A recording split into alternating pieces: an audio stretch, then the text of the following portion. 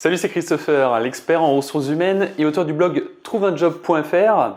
Et aujourd'hui, on va parler des questions pièges en entretien. Juste avant, si ce n'est pas déjà fait, je t'invite à t'abonner à ma chaîne puisque chaque semaine, je mettrai une nouvelle vidéo qui t'aidera dans ta recherche d'emploi. Alors, on va parler des questions pièges posées par les recruteurs lors d'un entretien. Tout d'abord, qu'est-ce que n'est pas une question piège? Parlez-moi de vous, présentez-vous, quels sont vos défauts, quelles sont vos qualités? Toutes ces questions ne sont pas des questions pièges. Les questions pièges, ce sont des questions que l'on ne voit pas venir. Ce sont des questions auxquelles on ne pensait pas avoir à répondre. En fait, une question piège ne fait pas partie des grands classiques des questions. C'est une question qui peut être perturbante, en tout cas qui peut mettre sous pression, interpeller ou étonner. Alors il y a trois grandes raisons pour lesquelles un recruteur va te poser des questions pièges. La première raison, c'est qu'il va essayer de départager des candidats. Il a vu 2-3 candidats en entretien qui ont à peu près le même profil. Et bien maintenant, il souhaite poser une question piège pour savoir comment le candidat va se comporter, comment il va réagir face à une question piège. Et ça peut être un élément discriminant, en tout cas qui permettra peut-être au recruteur de faire plus facilement son choix. Deuxième raison, l'entretien se passe bien parce que tu l'as bien préparé en amont. Tu as préparé les réponses aux questions classiques. Et donc, l'entretien se passe tellement bien qu'il est presque un peu fade pour le recruteur. Et donc, il va essayer de te déstabiliser. Et pour te déstabiliser, il va te poser une question piège. Troisième raison, le poste que tu convoites nécessite peut-être d'avoir certaines qualités. Et notamment de garder son calme, d'être serein, de savoir réagir sous la pression. Et donc, il peut te poser une question piège justement pour te mettre en situation, pour savoir comment tu réagis face à un moment de stress, si tu es sous pression ou que tu es simplement déstabilisé. Alors, il existe là encore trois grands types de questions pièges. Tout d'abord, premier type de questions, ce sont les questions liées au comportement et à l'attitude du candidat. Alors, les questions peuvent poser sur ta tenue vestimentaire, sur ton apparence physique, sur l'intonation de ta voix, sur ton langage non verbal. Très clairement, ces questions visent à perturber, à déstabiliser le candidat et à savoir s'il sait encaisser ou non la critique. Je donne quelques exemples de questions liées au comportement et à l'attitude. Pensez-vous être correctement habillé pour cet entretien? Vous semblez fermé, vous êtes mal à l'aise? Vous êtes timide? Non, parce que je recherche quelqu'un d'avenant pour ce poste. Êtes-vous toujours aussi nonchalant? Vous avez posé des questions sur les congés, sur la rémunération? Mais le poste en lui-même, il ne vous plaît pas? Est-ce que vous pensez être vraiment convaincant dans ce que vous dites? Deuxième type de questions, ce sont les questions techniques, spécifiques, qui sont vraiment liées au métier ou au poste que tu convoites. Alors très clairement, elles sont vraiment de nature à tester tes connaissances théoriques ou pratiques liées à ton métier. En plus de ça, peut-être que tu n'auras pas toujours la réponse à cette question technique. Et donc, le recruteur souhaite savoir comment tu vas te comporter face à une question dont tu n'as pas la réponse. Est-ce que tu vas coûte que coûte essayer d'y répondre ou est-ce qu'au contraire tu vas avouer ne pas savoir? Là encore, je te donne quelques exemples de ce type de questions. Qu'est-ce que prévoit le dernier décret sur l'assurance retraite? Quel est le prix moyen de vente du produit Tartampion sur ce marché? Que pouvez-vous me dire sur la récente réforme de la formation professionnelle? Sur Excel, vous recherchez une référence en lien avec un produit. Est-ce que vous faites une recherche V ou une recherche H? Et dites-moi pourquoi. Troisième type de questions, ce sont les questions dites de mise en situation. Alors le recruteur imagine une situation particulière, professionnelle, avec une problématique spécifique, et eh bien, il va te demander, dans pareilles circonstances, comment tu te comporterais. Finalement, c'est un moyen un peu détourné pour le recruteur de connaître ce qu'on appelle tes soft skills ou ton savoir-être, puisqu'il veut savoir la manière dont tu vas résoudre cette problématique, quels sont les moyens que tu vas mettre en œuvre pour essayer d'atteindre des résultats. Encore une fois, je te donne des exemples très précis sur ce type de questions. Vous travaillez sur un sujet, votre chef vous indique la marche à suivre, mais vous n'êtes pas d'accord avec lui sur la méthodologie. Qu'est-ce que vous lui dites? Quel est votre comportement? Vous constatez qu'un collègue à vous se sert de son statut professionnel à des fins personnelles. Qu'est-ce que vous lui dites? Comment réagissez-vous? Votre chef vous demande de terminer une présentation pour demain. Vous savez que c'est impossible, que vous n'aurez absolument pas le temps, mais pourtant vous n'avez pas le choix. Quel est votre comportement? Quelle est votre attitude face à cette problématique. Vous faites face à un client très exigeant, à la limite de l'insolence. Quelle attitude adoptez-vous? Alors face à ces questions pièges, l'idée, bien évidemment tu l'as compris, est de justement pas tomber dans le piège.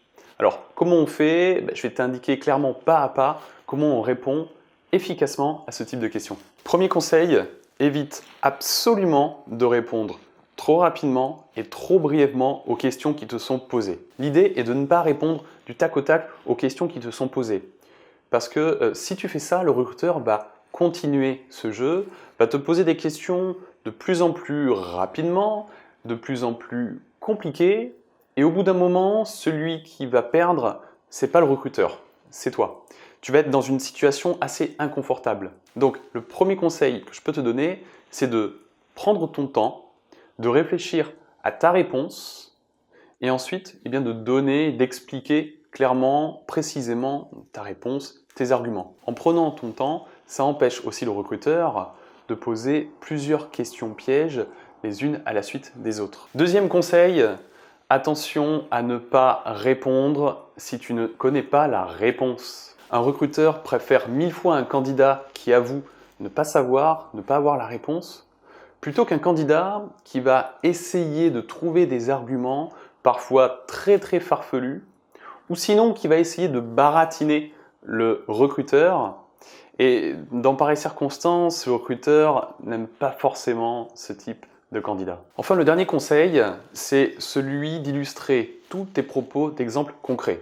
On l'a vu, il existe 3 types de questions, les mises en situation, les questions techniques et les questions liées au comportement. Pour ces 3 types de questions, il faut le plus possible essayer d'illustrer d'exemples concrets que tu as peut-être pu vivre auparavant, chacune des situations. Je te donne un exemple. Le recruteur pourrait te demander que ne doit pas faire un manager. Voilà ce que tu peux répondre. Le rôle de manager peut être difficile. Il faut savoir rester à l'écoute de son équipe. Une des erreurs, ce serait de s'isoler. Dans mon poste précédent, je faisais un point de 15 minutes tous les matins avec l'ensemble des membres de mon équipe pour traiter des priorités de la journée.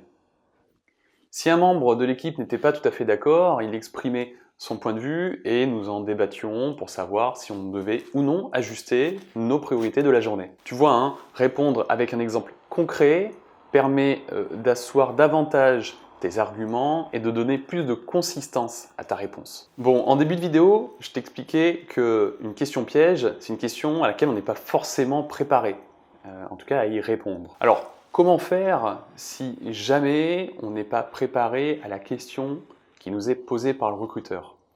Eh bien, là aussi, je te donne quelques conseils. Cela te permettra de faire face à quasiment toutes les questions pièges posées par un recruteur. Pour cette méthodologie, on va prendre l'exemple de la commode. Ta commode, dans ta chambre, dispose de plusieurs tiroirs. Il peut y en avoir 3, 4. Mais là, on va prendre une grosse commode avec 10 tiroirs. Et ça fait un mois qu'il fait beau et chaud. Tu t'habilles quasiment tous les jours en short, en tongs, en jupe, en débardeur. Et puis un beau matin, tu te lèves, il pleut, il fait froid. Heureusement que dans un des tiroirs de ta commode, tu as prévu un jean, un pull, un bonnet, des gants. Et ça va te permettre d'être protégé du froid et de ne pas être pris au dépourvu. Dans ma méthodologie, c'est pareil. Le jour pluvieux et froid, c'est la question piège. Mais comme tu as dans ta commode 10 tiroirs, tu vas pouvoir ouvrir chacun de ces tiroirs pour répondre à cette question piège et donc te protéger du froid de ce fameux jour pluvieux. Dans le premier tiroir de ta commode, tu vas y ranger un échec. Il s'agit d'avoir en tête l'exemple d'un échec professionnel, mais que tu as su surmonter. Il faut également indiquer quels sont les moyens qui t'ont permis de surmonter cet échec. Dans ton deuxième tiroir, ça va être l'inverse, tu vas avoir l'exemple d'une réussite.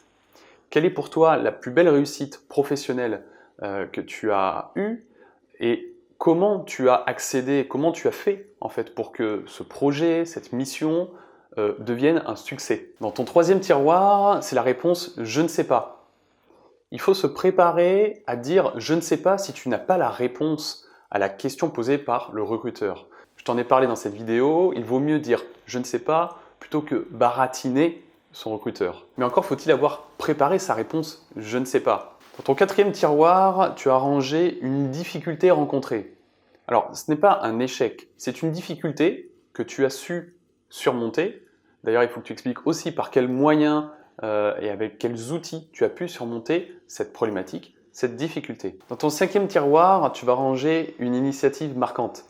Il faut que tu aies en tête un projet, une action dont tu as été l'initiateur et qui a été plutôt remarqué, qui a fonctionné. Et là encore, une fois, c'est toujours la même méthodologie. Tu dois expliquer quels ont été tes moyens, quels ont été les exemples concrets qui t'ont permis de faire de ce projet une initiative marquante. Dans ton 6e tiroir de commode, tu vas y insérer une organisation mise en place, en tout cas une nouvelle organisation, un changement en entreprise. L'idée, c'est d'expliquer quelle a été ton attitude vis-à-vis de ce changement.